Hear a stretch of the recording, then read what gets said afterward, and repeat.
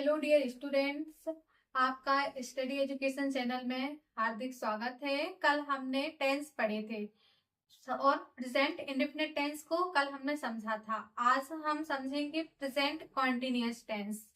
चलिए देखते हैं। प्रेजेंट कॉन्टिन्यूअस टेंस, इसको मैंने बताया था कि प्रेजेंट कॉन्टिन्यूअस को अपन प्रेजेंट इम्परफेक्ट और प्रेजेंट प्रोग्रेसिव टेंस भी कहते हैं। यदि कभी सेंटेंस ऐसा आता है कि आपको प्रेजेंट इम्परफेक्ट में सेंस करने के लिए, तो कंफ्यूज बिल्कुल भी नहीं होना है, क्योंकि उसे ही हम प्रेजेंट कॉन्टिन्यूअस टेंस कहते हैं। इसका फॉर्मूला देखते हैं।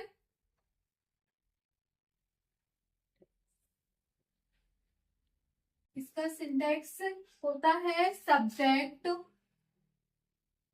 Plus helping verb is are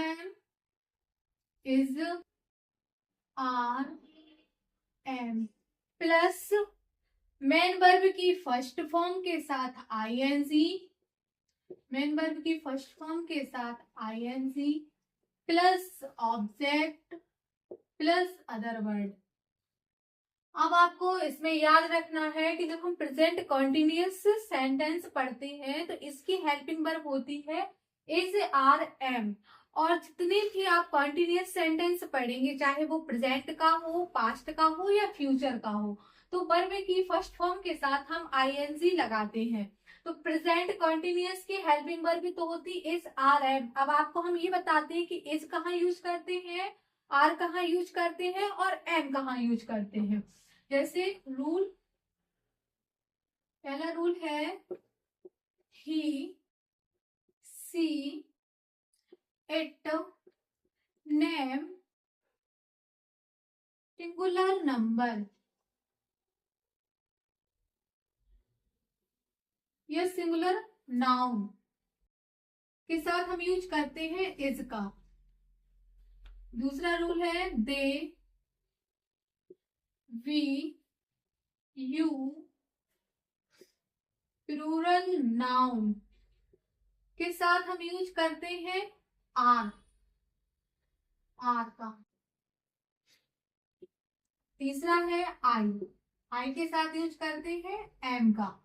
जब हम he she it name singular noun, singular noun यानी एक वचन संज्ञा या एक वचन या कोई एक चीज हो या किसी का नाम आए या ही सी इट, ये सब चीजें आती हैं तो हम यूज करेंगे इज का। और दे वी यू यानी दे वे बी हम यू तुम, या प्लूरल नाउन यानी बहुवचन संज्ञा आती है तो हम यूज करते हैं आर का। थोड़ा सही से लिख दे, आर। और आई, ओनली सिर्फ आई के साथ हम एम का यूज करते हैं। इसके बाद है इसके एग्जाम्पल। चलिए अब अपन एग्जाम्पल देखते हैं। इसका एग्जाम्पल है आई राइट ए लेटर। एग्जाम्पल है आई राइट ए लेटर। एग्जाम मतलब ये सेंटेंस किसका है, ये सेंटेंस है प्रेजेंट इंडेफिनिट का। अब इसको प्रेजेंट कॉन्टिन्यूअस में आप चेंज करना तो कैसे करते हैं, चलो देखते हैं। आई, आई के साथ मैंने क्या बताया कि आप एम का यूज करेंगे, तो आई के साथ हमने एम का यूज किया तो आया आई एम। जैसे पहले मैंने सब्जेक्ट आई लिखा, आई के साथ सब्जेक्ट के अकॉर्डिंग हेल्पिंग वर्ब लिखनी है। हेल्पिंग वर्ब क्या लिखेंगे, इज आर एम में से लिखना है, तो आई अपना है तो आई के साथ हमें एम लगाना, तो एम लगा दिया। अब है मेन वर्ब की फर्स्ट फॉर्म, तो इसमें वर्ब क्या है, राइट, राइट यानी लिखना, तो राइट लिखा। राइट के बाद हमें आईएनजी लगाना है, तो W R I T double T I N G, E हटा के डबल टी का टी लगा के आईएनजी लगाना, तो राइटिंग हो गया ए लेटर। बिल्कुल इजी है, कोई चेंज नहीं है, सिर्फ हमें सब्जेक्ट के according helping verb, helping verb के बाद तो आपको मेन वर्ब के साथ आईएनजी जोड़ना है। इसका दूसरा एग्जाम्पल देखते हैं। Ducks, ducks swim in the tank now. इसका होगा ducks swim in the tank now. बतख टैंक में तैर रही है, बतख अभी टैंक में तैर रही है। इसको कैसे करेंगे? डक्स। यहाँ ये डक्स क्या है?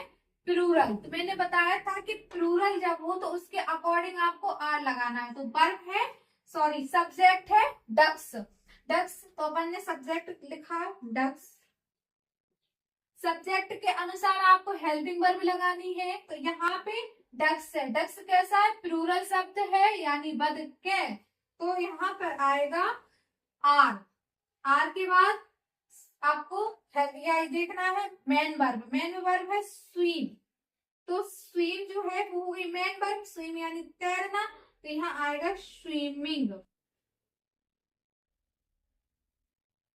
स्विमिंग के बाद आएगा इन द टैंक नाउ। जैसा है वैसा लिख देंगे ऑब्जेक्ट और other word. In the tank now हो गया। एक और देख रहे एग्जाम्पल। द फार्मर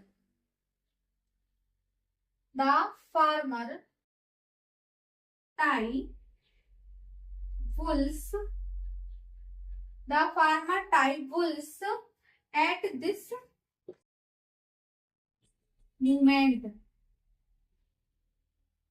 सेंटेंस है किसान ने बैलों को अभी बांध दिया है। इसका कैसे चेंज करेंगे? The farmer.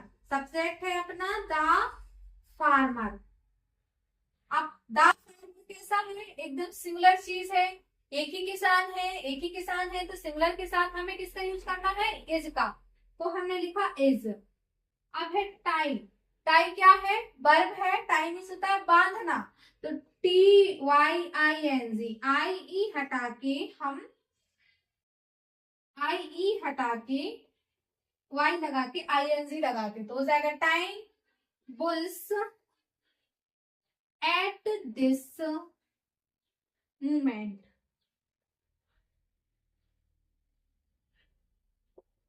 अब तो कोई दिक्कत नहीं होने वाली है। एक बार फिर से देख लेते हैं। प्रेजेंट कॉन्टिन्यूअस हेल्पिंग वर्ब जिसकी होती है इज आर एम।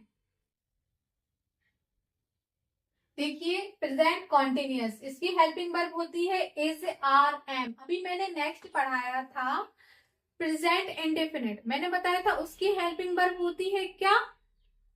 इसकी हेल्पिंग वर्ब होती है डू और डज, और इसकी होती है इज आर एम।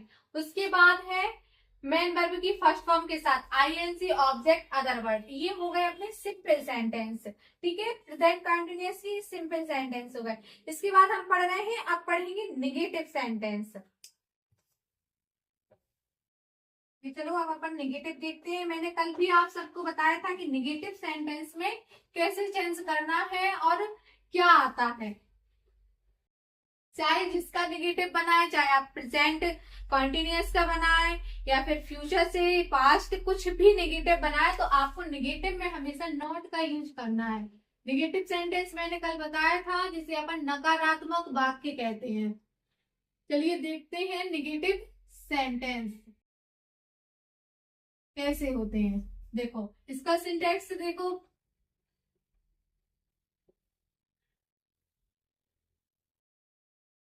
इसका सिंटेक्स होता है निगेटिव सेंटेंस का subject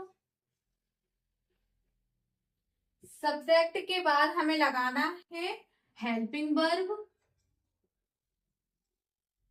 is are M.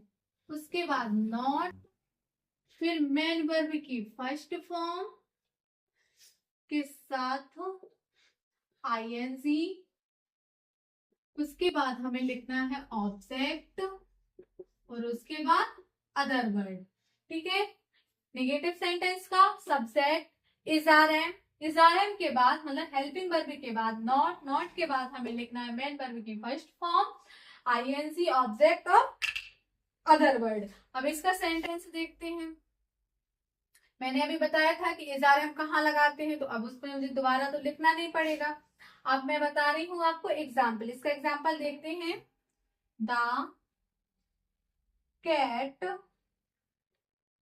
Run after the rat. इसको कैसे चेंज करेंगे? Subject the cat, the cat, cat singular है, सिंगुलर के साथ हमें इज का यूज करना, तो इज। नॉट नेगेटिव है तो नॉट। फिर मेन वर्ब की फर्स्ट फॉर्म रन, रन का हो जाएगा रनिंग आफ्टर द रेट। ठीक है, इसके बाद कोई प्रॉब्लम नहीं होनी चाहिए। एक और सेंटेंस देख रहे हैं। The fisher catch fish. देखो द फिशर सब्जेक्ट है, द फिशर, एस लगा तो क्या है? प्लूरल है, मतलब मछुआरे। तो यहाँ पे हम किसका यूज करेंगे? आर। जब हमने बताया था ना कि आर का यूज कहाँ करना है? प्लूरल में दे वी यू, और प्लूरल के साथ हम आर का यूज करना। तो हमें सब्जेक्ट के अनुसार ही लिखना है। तो सब्जेक्ट अपना प्लूरल में है तो हमने आर लिखा। इसके बाद हम लिखेंगे नॉट, नॉट के बाद मेन वर्ब की फर्स्ट फॉर्म कैच, आईएनजी लगाएंगे तो कैचिंग, और फिर ऑब्जेक्ट और अदर वर्ड। तो ऑब्जेक्ट है अपना फिश। ठीक है, अभी आप लोगों को नेगेटिव फिर से एक बार देख लो। सिंटेक्स क्या है? Subject is are am, helping verb not, फिर इसके बाद मेन वर्ब की फर्स्ट फॉर्म के साथ आईएनजी, ऑब्जेक्ट और अदर वर्ड। एग्जांपल है the cat run after the rat. तो इसका कैसे बनाया मैंने? The cat is not running after the rat. इसके बाद अपन चलो देखते हैं इंटेरोगेटिव। अभी अपन ने पढ़ा है एफर्मेटिव, नेगेटिव, और इसके बाद हम देख रहे हैं इंटेरोगेटिव। इंटेरोगेटिव, नेगेटिव और इंटेरोगेटिव सेम होती है, सिर्फ इसमें नॉट लगाना मैंने आप लोगों को कल भी बताया था। इंटेरोगेटिव जिसको क्या कहते हैं? प्रश्नवाचक वाक्य। इसका सिंटेक्स होता है, मैंने कल भी बताया था कि जब आप इंटेरोगेटिव पढ़ेंगे तो हेल्पिंग वर्ब सबसे आगे आती है। तो इसकी हेल्पिंग वर्ब क्या पढ़ाई मैंने? इज, आर और एम। ठीक है, ये हेल्पिंग वर्ब हो गई। उसके बाद क्या आना है? सब्जेक्ट। सब्जेक्ट के बाद यदि निगेटिव सेंटेंस है, मतलब इंटेरोगेटिव निगेटिव है, तो नॉट यूज करेंगे, यदि नहीं है तो नहीं करेंगे। उसके बाद आना है मेन वर्ब की फर्स्ट फॉर्म के साथ I N G plus object plus other word और क्वेश्चन मार्क। मैंने कल भी बताया था यदि आप क्वेश्चन मार्क नहीं लगाएंगे तो आपका ये सेंटेंस पूरा रॉन्ग हो जाएगा। आप पूरा सही बनाते हैं और क्वेश्चन मार्क नहीं लगाते हैं तो पूरा सेंटेंस कैसे हो जाएगा? रॉन्ग हो जाएगा। चलो उसका एग्जाम्पल देखते हैं। एग्जाम्पल है his brother, his brother crucial.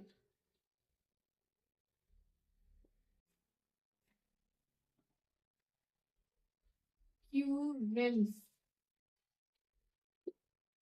उसके भाई लड़ते हैं। क्वेश्चन मार्क है तो समझ जाओ कि इसको इंटेरोगेटिव में चेंज करना है। वैसे मैंने यहाँ लगा दिया है तो आपको पता है। अगर नहीं आता है, साधारण वाक्य दिया रहता है एग्जाम में, मतलब सिंपल सेंटेंस दिया रहता है और लिखा रहता है चेंज टू इंटेरोगेटिव, तो आपको कैसे चेंज करना है? सेंटेंस को देख के देखो।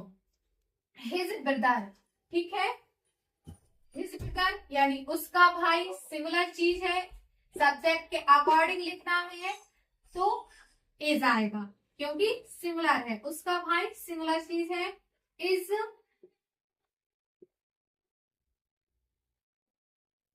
Is his brother क्यूरलिंग।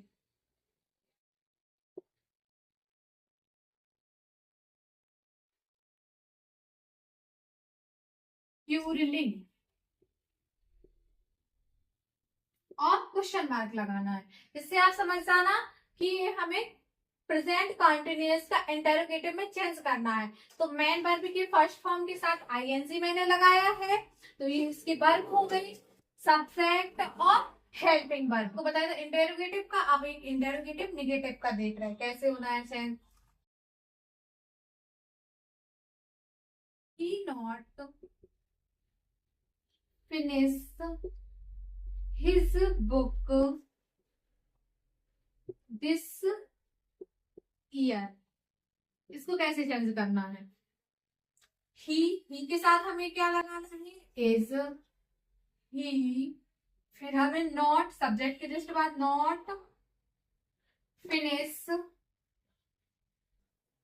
फिनिश के बाद हमें आईएनजी, तो finishing his book this year. इसके बाद अब आप लोगों को कोई प्रॉब्लम नहीं होगी। एक बार फिर से देख लेते हैं इंटेरोगेटिव सेंटेंस। अगर इंटेरोगेटिव नेगेटिव आता है तो नॉट, और नहीं आता है तो नहीं लगाना। Helping verb is, are am, subject, not, main verb की फर्स्ट फॉर्म के साथ आईएनजी, ऑब्जेक्ट, अदर वर्ड और क्वेश्चन मार्क।